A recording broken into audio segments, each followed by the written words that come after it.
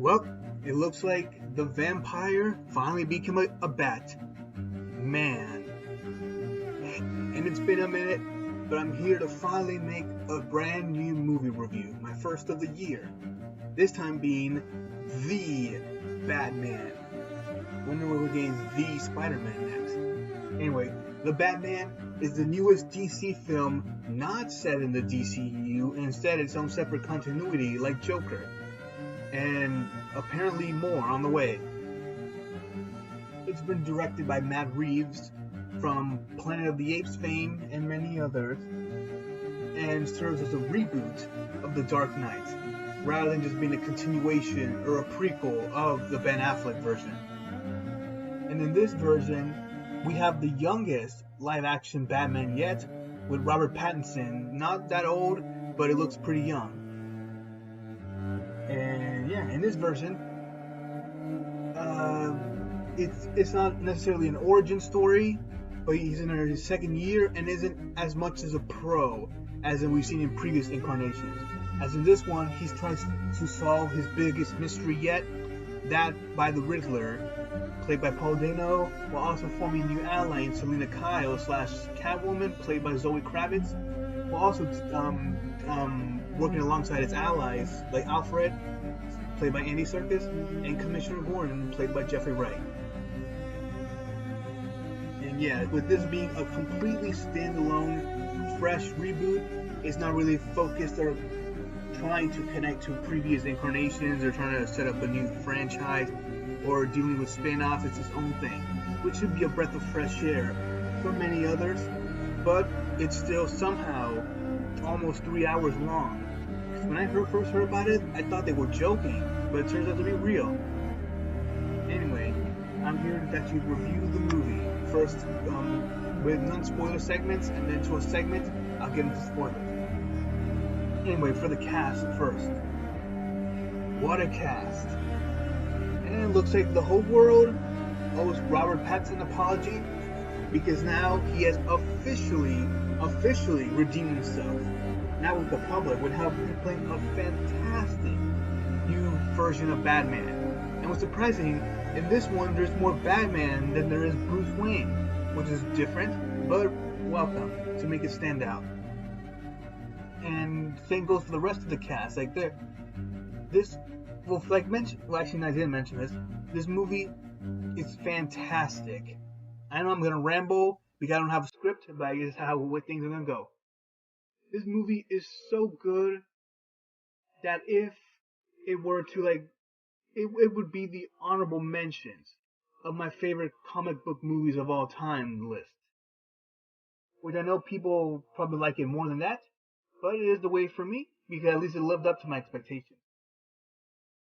Anyway, back to the actor. The cast is fantastic. No weak link. Well, actually, one possible weak link, which I'll mention later, but it's not really that big of a deal. I think Zoe Kravitz's Catwoman might be on par with that of Michelle Pfeiffer, so it's very hard to pinpoint. But for Gordon, personally, he's my favorite live-action Gordon, with Gary Oldman coming really close. But yeah, Jeffrey Wright has now become my favorite live-action Gordon. Not bad.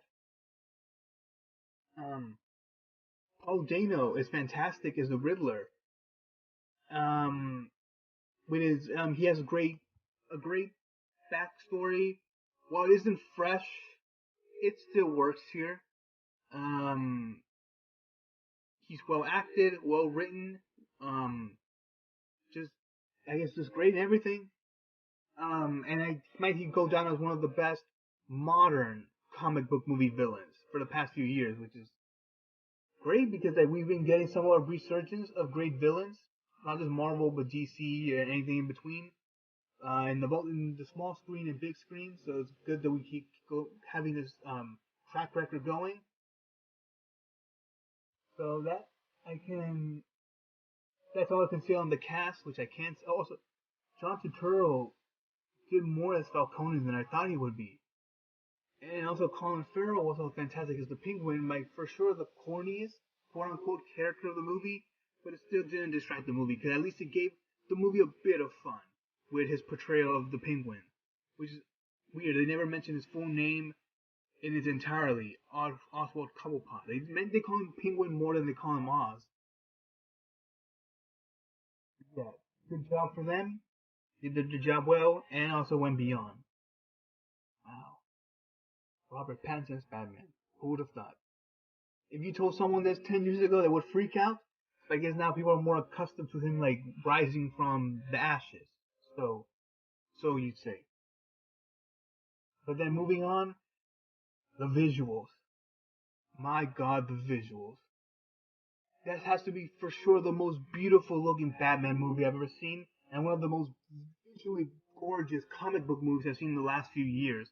Because like the viewing experience felt very similar to that of Dune, where like these long, slow, meditative blockbusters that focus more on like story than spectacle and action, and passing by super fast as well.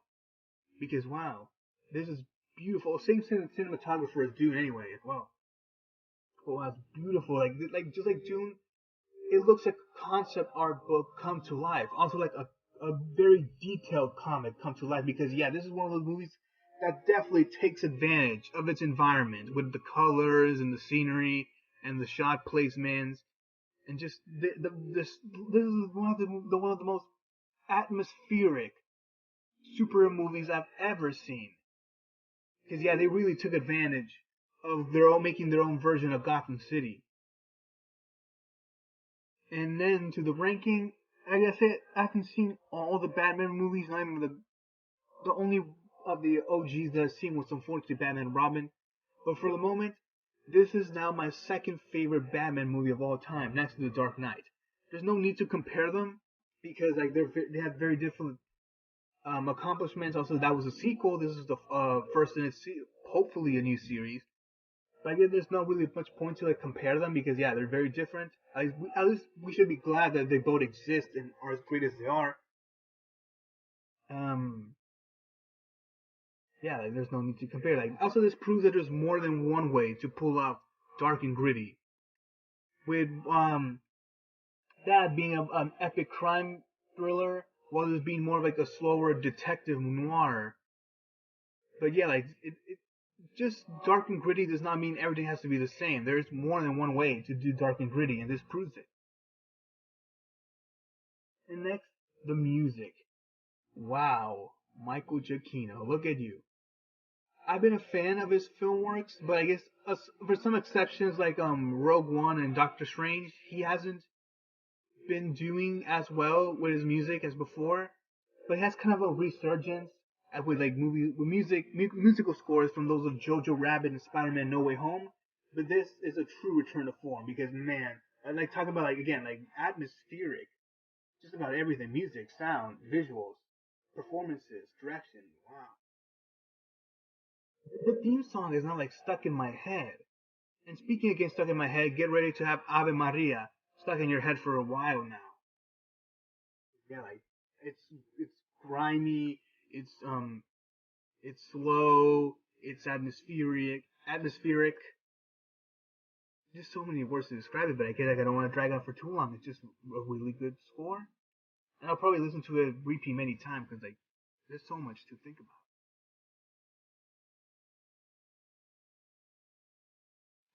Have, yeah, I think I already mentioned the Riddler. No need to repeat until I for now. I'll get to more him later.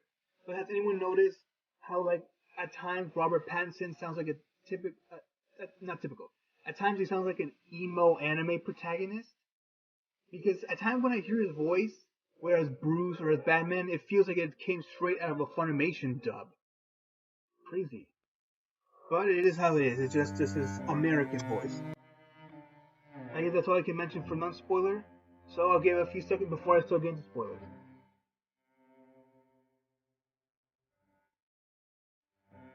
Okay, here we go.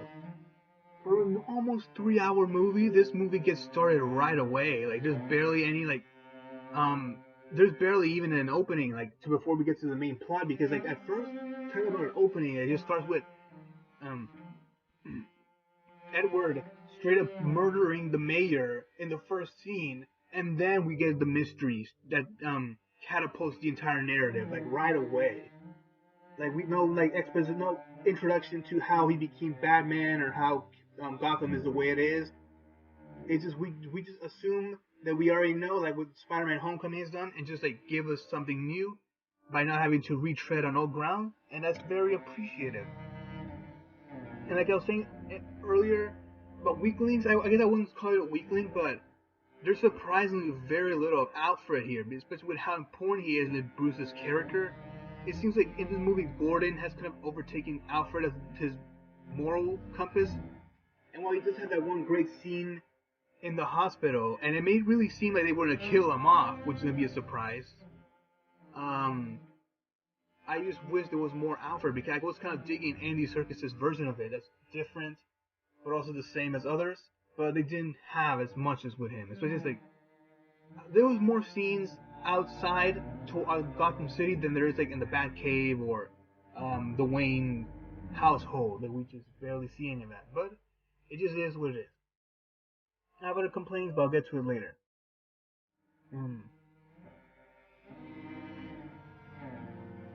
Also, I guess this isn't really that much of a takedown of the movie, just something I noticed, but there was so much marketing, or maybe I'm just going crazy.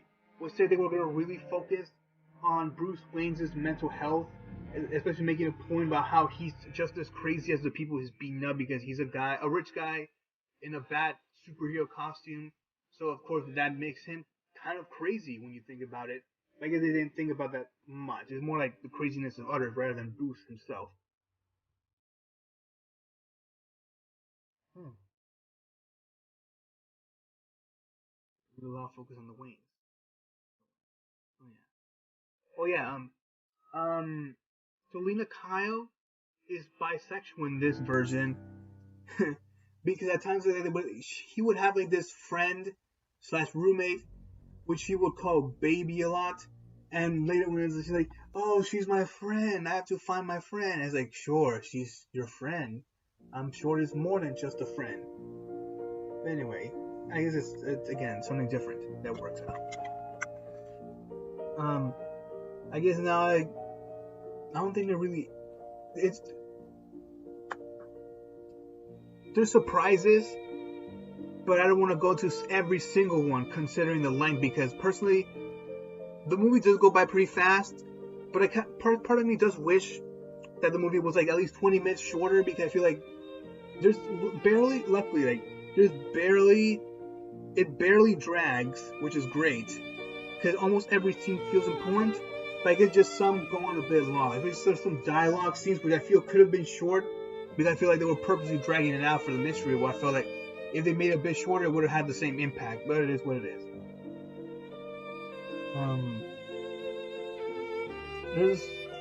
I'll mention the Waynes later. Also surprised that they just showed Paul Dano's face after the middle, just like unceremoniously. They just showed, oh, here we go. That's how it looks like. But like I said, no, that isn't really a complaint. Something I just want to point out. I feel at this point people have known the movie enough. At this point, there isn't that much to explain. I don't want to make this too long. I just want to get my points. The stuff that stuck out to me. Because, yeah, this was a long-ass movie.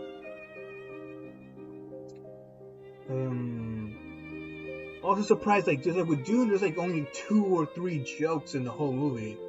Which is surprising as well. Because I was expecting a bit more, but I guess it's fine. There's no need to force in jokes. Just tell the story that you need to tell.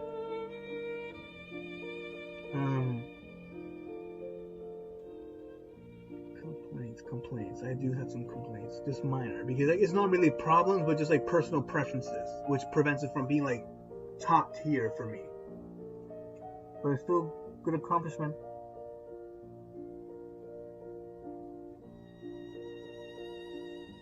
I guess I'll just straight up I really thought the finale was gonna do much more because it was like a cool idea of like Edward flooding the city, something we've never seen before, and these kinds, actually from what I remember, from these kinds of movies, so it was like a welcome change pace.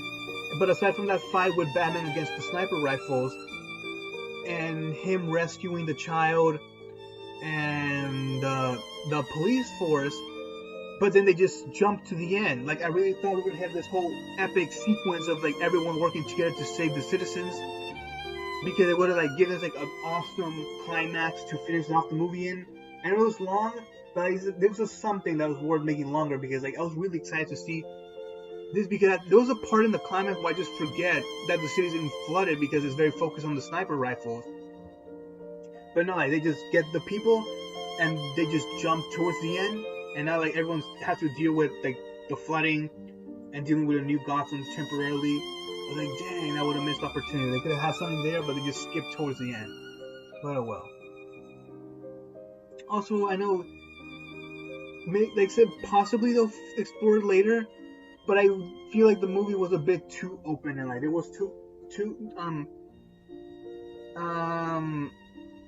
not enough of an ending. Like that's, I guess, wrong term. I'm saying like not everything felt close, and I felt like there was some plot elements that were still open-ended that I wish they could have ended to make this feel more conclusive. But again, like I said, this is super long. Maybe they'll figure out later, because about the whole thing about like Gotham being too damaged to save. But it's like, okay, I guess we'll save that for later, since that's what Bruce Wayne is gonna try to figure out. What's also surprising, I guess, not sure if anyone has pointed out, because like for this movie, I haven't been paying attention to much of the discourse, since I know people love it. I know I love it. There's not need to me hear the same points over and over again. But if for like this movie makes a massive deal, or like the surprise twist of the Waynes that supposedly Martha went crazy and that Thomas tried covering it up by again like helping these orphans, but then them being abandoned after their death. I was thinking that the whole city was going to turn against Bruce Wayne or the Wayne household or something, because since the public now knows about it, but it's like it doesn't really affect the story. Like the public knows about the secret about Bruce's parents, and that's it. They don't turn against him. There's no riots. It's just everyone seems to be cool with it because, again, the whole flood. I guess that's more important. But yeah, surprising they just left that alone. But yeah, that's pretty much it. So many surprises. I guess some. Oh, speaking of which, the surprise about like Falcone being Kyle's biological father, the twist didn't really work with me. Like it didn't leave me like, I don't think it shocked anyone in the audience, because like there wasn't much between them to surprises, and also I think just the way it was presented felt a bit awkward, because like I was thinking, so what? Isn't like they didn't have like close of a relationship. Like not like Falcone had a relationship with anybody, so I guess it didn't really mean as much. But yeah, aside from that, there was plenty of other fantastic twists and turns and thrills, and yeah, not much action, but it's fine, because the stories we're telling lives up to what's supposed to its own standards. Then it's fine. The action sequences are still great. This movie still looks beautiful with the colors and styles. It's well written, well acted. This is this is the peak of what comic book cinema can achieve. Just like with Spider-Man No Way Home, this is like probably the highest levels you can ever achieve in making like a fantastic superhero movie. And I like with others and myself, I feel grateful for it existing, and we hope to see more, especially with like this superhero fatigue thing hopefully now going away, and now people just have to be embracing these great movies and shows that we get every year. But yeah, that's pretty much it. I'm glad after so much waiting of this shit with like COVID and the delays and everything, finally has come out, and it's as great as people want it to be. I'm not sure if I should keep doing numbered scores, but I guess for this one, as I said, whatever I can think of will probably change in the future. I'll probably love it more, I'll probably like it less. So for the moment, I give it a 90 out of 100. Hope to see you around. And see you around, Mr. Robert Pattinson. Scratch that, I'm starting over. Robert Edward Batman Colin Pattinson. Hope to see the appreciation continue on. I'll see you on the next one.